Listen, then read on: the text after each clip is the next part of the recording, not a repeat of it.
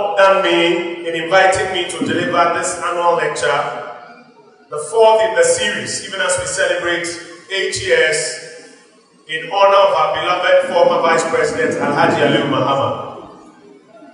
The saying is that a nation that does not celebrate its heroes is not worth dying for. That is why I am delighted that the ALIU MAHAMA Foundation and its work is one of the many avenues through which the legacy of the late former Vice President is preserved and honor is done him. His was an exemplary life, one worth celebrating. Distinguished guests, ladies and gentlemen, a cursory search for the profile of ALHAJI ALIU MAHAMA reveals, among other things, that he was a young Ghanaian politician who later advanced in his age to become Vice President of the Republic from the 7th of January 2001 to the 7th of January 2009. A member of the New Patriotic Party, he was Ghana's first Muslim Vice President.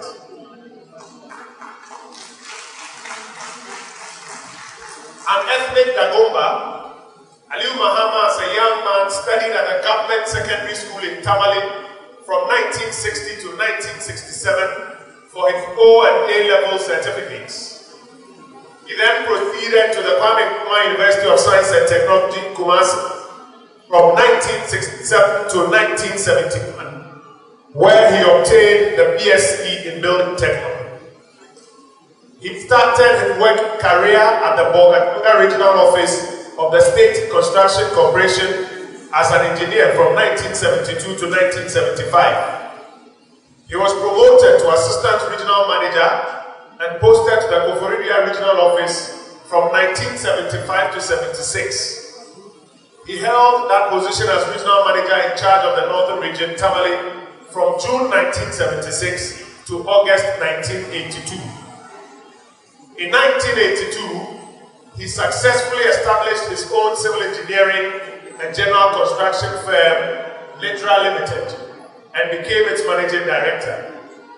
He was chairman of the Northern Region Contractors Association from 1996 until the December 2020 elections. ALHAJI ALIU MAHAMA was an alumnus of the Ghana Institute of Management and Public Administration. He also was a councillor of the Yendi District Council from 1978 and an assemblyman of the Tamale Municipal Assembly in 1990. He was a board member of several secondary schools in the Northern Region and also served as board member of the Premier League side, Real Tamale United, where he was a founding member. In this brief presentation I will make this evening, I will be drawing on some of the lessons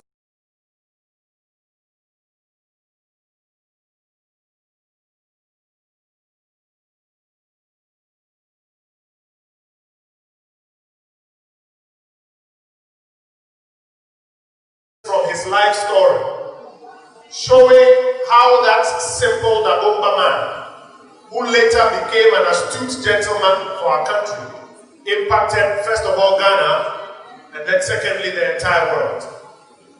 I'll be using his life's lessons as a canvas to paint a picture of how today's simple young men and women can also impact the nation and the world. ALHAJI ALIU MAHAMA made his mark from Dagon to the world.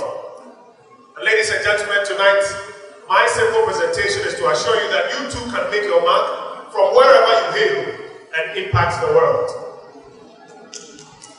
Ahead of this lecture, I spent some time speaking with people who knew and worked with him. And in speaking to all of these persons, about 6 major lessons stood strong from ALHAJI ALIU MAHAMA's life. These 6 lessons form the pillars of my discussion this evening. Number 1, he never despised his humble beginnings. For those who know him, number 2, he made it a point to continuously build his capacity throughout his life. Number 3, at every opportunity that he got, he served with diligence, earning him a gradual rise to the top. he was heavily involved in providing service back home from where he hailed. Lesson number 5, ALHAJI ALIU MAHAMA was loyal, one of the most loyal people you will find even in the face of adversity. And finally, as has been mentioned by some of the speakers ahead of me, he believed in discipline, a disciplined man to the very end. These are the 6 simple lessons I'll be drawing from his life and using as a canvas to request from young men and women of our country today to emulate these examples, because it is through these examples that he rose from Dagban to the world, and it is through these same examples that we too can rise from wherever we are to the rest of the world. I want to start by speaking about ALHAJI ALIU MAHAMA's humble beginnings, because it did not matter how lowly his beginnings were. It did not matter how ill-equipped his basic schools and local surroundings were.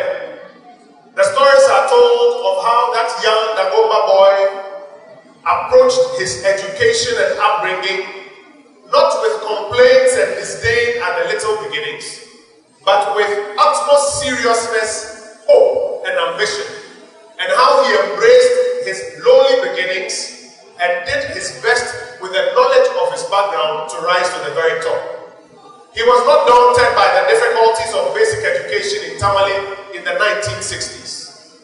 Instead, what he became in latter years tells us of the skills that he built in his formative years.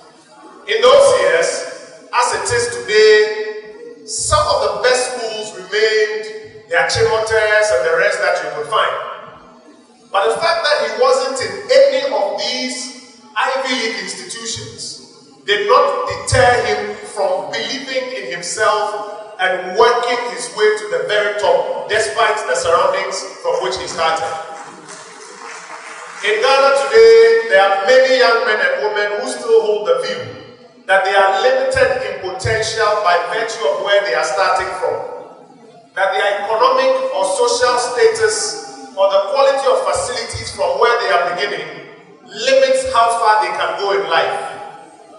Ladies and gentlemen, much as Ghana strives to improve the lot of every Ghanaian, and in particular on the watch of President Akufo-Addo, we continue to build to make the Ghanaian better off.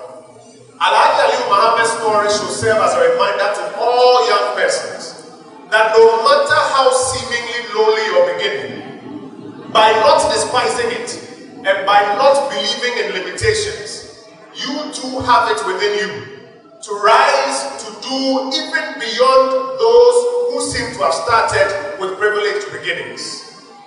Today, as President Akufo-Addo's government continues to invest in education, healthcare, access to electricity and infrastructure, so that we can bridge the gaps in our society, it still will not be enough to use the little challenges around us as a basis to hold ourselves down. A man who knew ALHAJI ALIU MAHAMA and worked with the President Kufuor's administration is Nana Addo Akufo-Addo. He is voting unprecedented budgets to ensure that the Ghanaian child, no matter where he is born, no matter how rich or poor his parents may be, will have a higher chance of success in the future. And for that, we are all grateful.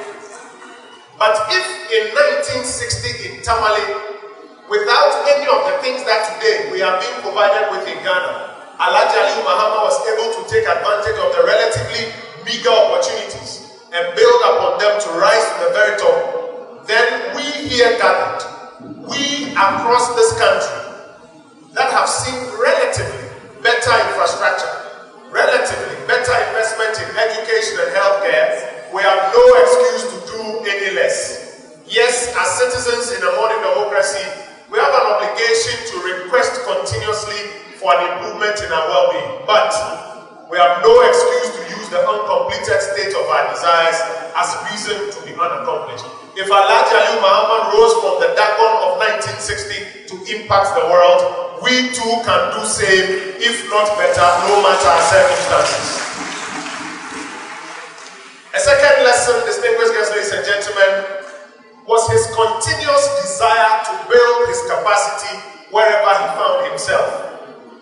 ALHAJI ALIU Mahama's story is one that is lined with several junctions of capacity building all through his journey.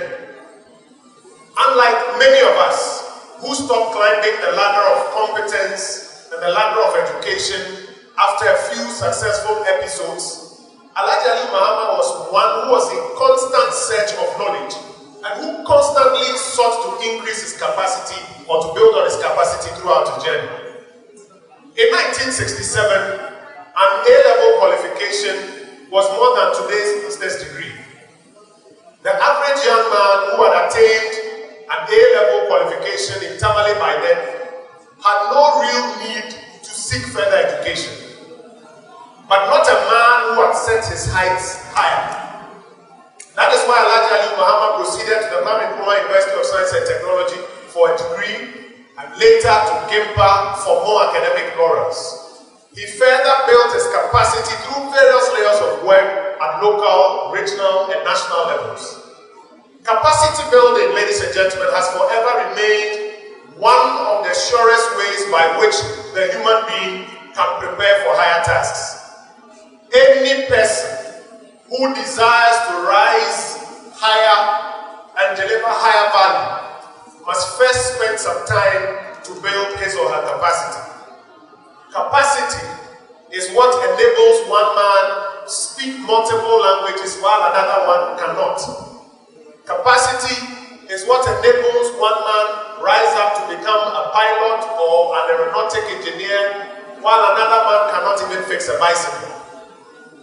Capacity and building capacity is one of the surest ways to equip oneself to rise to the top. ALHAJI ALIU Mahama learned and kept learning right to the very top. Today's young men and women have a responsibility to continuously build our capacity if we intend to make a mark in our communities, our nation, and our world. So while we will continue to demand an increase in the creation of opportunities for young people, the second lesson that I draw from ALHAJI Mahama's life, which I share with you this evening, is that young people like you and I have a responsibility to build our own capacities so that when our day of opportunity comes, we too can rise to the very top and do more than has been done.